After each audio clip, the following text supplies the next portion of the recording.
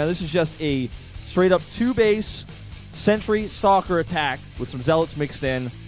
After being behind, after losing so much mining time and getting locked into that base, after being scouted so early on, before the gateways are even done, he still almost makes it work. Yeah. That's got to be terrifying for Dark. He's like, well, I held that, but oh my god, what if anything else didn't go right? That's for me? PartinG, man. He will put that fear into your heart, and he just almost made it work. And I don't blame him for using that build on that map either. Well, Foxtrot Labs is going to be the map for game number 2. We're jumping into it right away here. Dark versus PartinG at the SSL.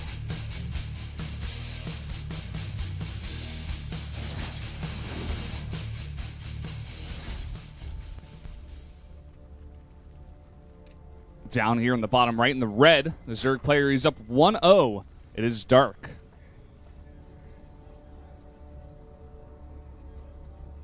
And up to the top left in blue, his opponent for Yoey, it's PartinG, his former teammate. PartinG sending out a very early probe. Start making a wall on the low ground, actually. So, playing this one a little bit differently, because last time he just went straight into that Nexus first. And with the pylon down there, you can add that forge, which will help make the cannons later for the wall, but also can threaten a cannon rush down there at the natural of the Zerg if the Zerg does decide to put down that hatch. Yeah, and this is essentially a 2-player map, so you can go over and scout that base, where you don't have to scout. You know exactly where it's going to be, so it becomes a lot easier to do that than on a map like, you know, say Deadwing, Nimbus, Merry-Go-Round, basically any of the other maps except Overgrowth. So I think send this across, and Sejong as well, I guess, just to put that out there, all our 2-player maps. Yeah. This is a really nice read by Dark. Putting out this early scout here is actually going to see the forge, and he's just going to easily be able to pull his drone back, as he's doing right now, and immediately put down that pool. Yep. Very nicely read here by Dark. This is really annoying for PartinG, because now this drone's going to block the hatchery, rather than the Nexus. Well, decides to send it back instead. But could just lurk around, scout, be annoying, block the Nexus. PartinG going to come down here and do a little bit of blocking of his own. That's the best he's going to be able to hope for. That's another reason why when you see a probe coming across the map, you pretty much have to go pool first, because it could be a cannon. If it's not a cannon, you're not going to be able to get the hatchery up. He's just going to block you. You're just going to need to get your pool started. And since that drone went home, he's going to be able to make a 3rd base instead of using the natural, but this means PartinG can start his Nexus immediately. He's got that nice wall set up here. Mm-hmm. Decides to take the safer 3rd here. Do want to mention that, you know, sometimes players do like to go for the gold and kind of go aggressive if this does happen to him. So Dark just trying to be safe. Notice he also, you know, just with this build, like, he knows the timings for this so well. I like how he sends a drone home, because it's more important to him to have that 3rd base ready immediately, that the timing lines up perfectly for him to be able to secure that if this happens, if the pylon goes down, if he doesn't cancel.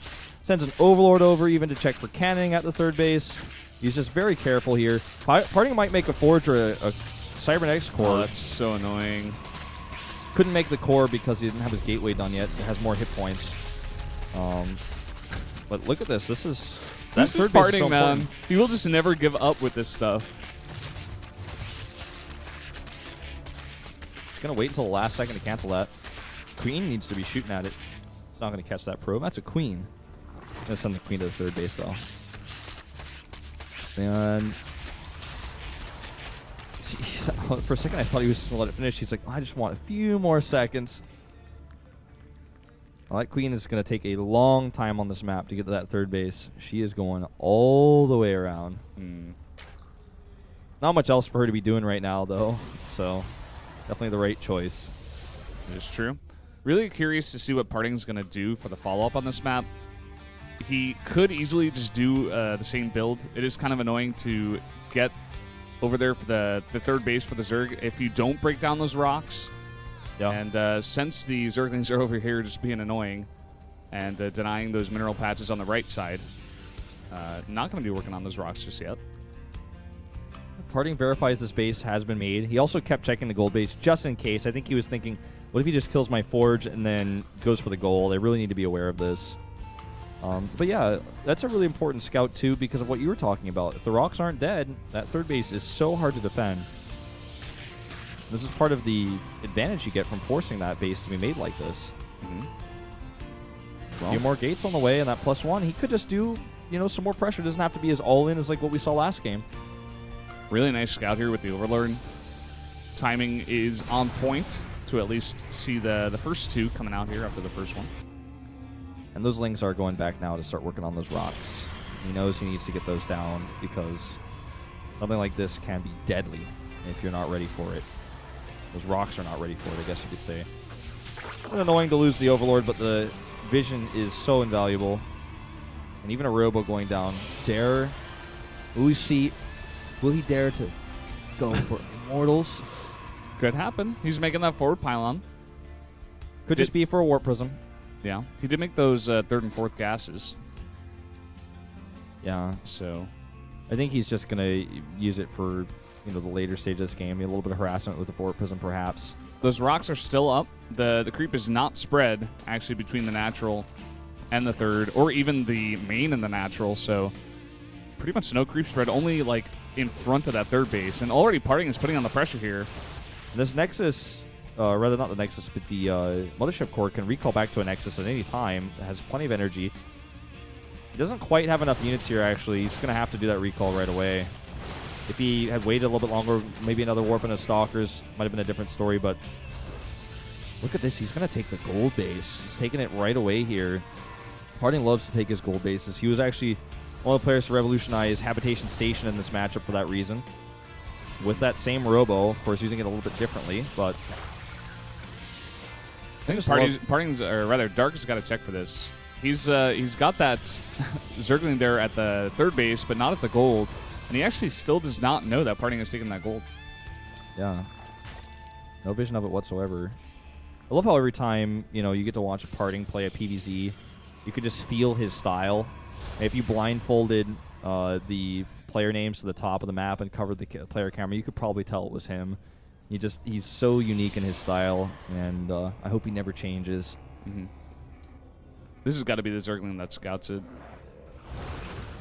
Or he's not checking it. He might even think this is going to be another follow-up attack. Well, he's doing a very similar build to what he did the last time with just pumping out the roaches on 60 drones, getting the +1 and the speed, as well as getting that macro hatch. So he's responding pretty much the same exact way. Now he does finally get that scout. Might be scared, though, because, that's a gold base. It's going to give a lot of extra mineral income, and he just saw a ton of extra gates going up. I think he thinks, oh, this definitely is a push. I'm glad I was making those roaches. He's going to move the roaches across up to this location to help defend, his creep pushing forward. And he's going to be able to harass that gold base a little bit before the attack starts from PartinG. You can actually just go right next to these gold mineral patches, start picking away at those probes, and then pull back at the last second. Needs to be aware of where the sentries are, though, which is what those Lings are doing. But look at this. He's just going to pick these probes off. This is why this gold base is so risky to take on this map. Oh, catching 2 Stalkers. Pretty nice here. The cannon is done over there. It will provide some protection. And it's going to be almost impossible for Dark to get down that ramp with all these sentries. He's actually got to be pretty careful here. That's a lot of sentry energy. Yeah, he's just going to jump right on top of those sentries, in fact. It's going to cost him a lot of roaches and some really good Morph Prism Micro here by PartinG to pick up those weakened Stalkers because he doesn't have Blink and save his sentries this way as well. Arguably a bit too aggressive there by Dark, but he's really starting to hit his strides in macro. With all of his bases saturated, he's got that gold on the way as well. He's going to have an explosion of economy once that's finished. He's got a ton of roaches out right now. He's got +1. He's got burrow finishing up here. He's got burrow movement, which is going to allow him to just go right underneath those force fields that PartinG's going to have here. PartinG made 1 Immortal. That's going to bolster his army just a little bit. But instead of fighting the army head-on, it looks like Dark's just going to try to take the counterattack approach and try to force PartinG to turn around and maybe even eliminate some of that very important production here and those gateways. And that is a lot of +1 roaches there at that gold base. It's definitely going to be taken down. The PartinG is deciding to go for the attack at the same time here. Dark does have some defense. But again, that's not enough. Most of his army is at the gold base. Yep, burrow movement is done, but he needs his roaches all together in order to utilize that properly. This base is almost certainly going to fall. That Immortal with that extra damage here at the back, he is just wrecking this army, and he's going to take out a ton of these Overlords as well, which may eventually supply block Dark, as he is, quite high in supply right now. Parting's base does go down, though, and he's sending those roaches home. Let's see how Parting responds once the army links up, because he knows burrow movement is done as well, and that means his force fields aren't going to be as useful. The roach count right now is at 31. A ton of roaches on this map versus 18 stalkers and that one immortal. He can surround and trap this army. Could be a good engagement. He's got 2 angles of attack, and force fields, like I said, not too useful in this situation. Okay, here he goes. 2 force fields go down, and he's got burrow movement right underneath and pop up on top of those very weak sentries. The immortal doing so much extra damage here, even warping in stalkers right in the fight. Does Parting have enough? This is another one of those insanely close fights, but I think this is just way too much roach firepower. Forces him to lift, and now Parting with no third base, whereas Dark has a third, which is a and gold. It's the gold. Yeah. I mean, Dark just did an amazing job of holding that off. That attack, just sandwiching that army, not allowing him to get out of there at all. It seems like Parting does want to put on some pressure here and just being annoying with that Warp Prism. But Dark, he's in total control of this one. As long as he doesn't take too much damage here, which I don't think he will, since that's Stalkers in that Warp Prism, which isn't going to do a whole lot of anything. I mean, look at this. The gateways are unpowered. Look at Parting's gas count. It's so low. Yeah. He's got a bunch of extra minerals that he was mining from that gold base, but he can't spend them without the gas. And that one Warp Prism is just going to take forever to push this man. one. Even little things like this are so good, especially when you have a very high number of roaches. You know the Protoss is going to be chrono boosting out as many immortals as possible. He just goes in there, goops it up. He's like, no, I'm not going to let you have as many immortals. Yeah, that was a very good goop. It's just one of those things you can do in your head. Send that Overseer right in there. And Dark is just overwhelming Parting at this point. And right now, it doesn't seem like Parting wants to take third base even. He's like, I'm going to go for one final push. He's making 4 gates now, the gates that he did lose at that gold base. And he's going to try to shut down this gold. Yep, every gold, no matter what race you're playing, is going to be weak to ranged units on this map. But here come that massive burrow movement roach attack here underneath those force fields. The Lings get behind. A second time warp slows those roaches. But he's eventually going to be able to get through here. Another wave of force fields is going to buy Parting a little bit more time.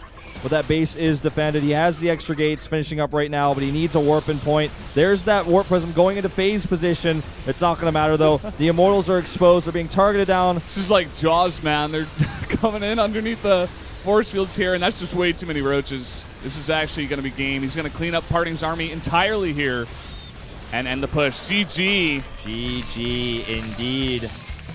Dark is crushing this guy, man. He is. He's got him figured out. Yeah, really I mean, cool. That's something we said in the beginning. He knows Parting so well. Like, he's practiced with this guy so much. They used to be on the same team, and Dark is reading him. It was a really cool opening by Parting. I like the forge block even, because he knows that third base is really exposed. The rocks are going to be hard to kill. He also knew the rocks weren't killed because the Lings were harassing his base. I feel like the turning point in this game was actually really when Parting decided to move out with those Stalkers to pressure the third without warping in one more round. If he had a few Zealots with those Stalkers, or even 3 more Stalkers, I think he could have actually stayed and fought the Lings and, did a little dance in and off of creep, traded for those Lings, forced more Lings to be made. Here's San, who will be playing a little bit later. But at that moment, he lost the pressure because he had to recall. And then from then on, Dark was like, okay, I think I'm fine. I've got such a great economy. I can take my gold base even. I can harass yours.